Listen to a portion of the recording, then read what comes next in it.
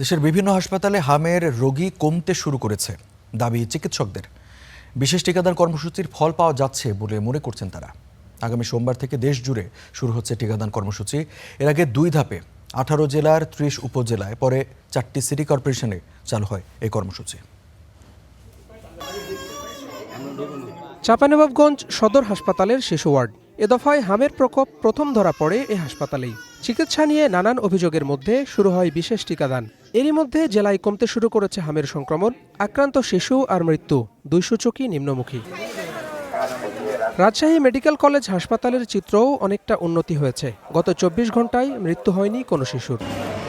পরিস্থিতি স্থিতিশীল আরেক হটস্পট বরগুনাতে। গত 24 ঘন্টায় উপসর্গ নিয়ে নতুন করে 10 শিশু ভর্তি হয়েছে। হাসপাতালে অদ্যাবধি এখন পর্যন্ত কোনো ধরনের ফ্যাটালিটি নাই, মানে মৃত্যুবরণ করেনি এখানে।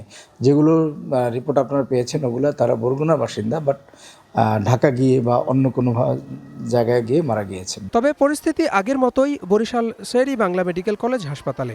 24 ঘন্টায় ভর্তি হয়েছে 42 জন, মৃত্যু হয়েছে 3 মাস বয়সী এক শিশুর। সংক্রমণ রোধে টিকাদানে জোর দিচ্ছে সরকার। বাছাই করা এলাকায় চলছে বিশেষ টিকাদান কর্মসূচি। Hasibur Rahman, star news.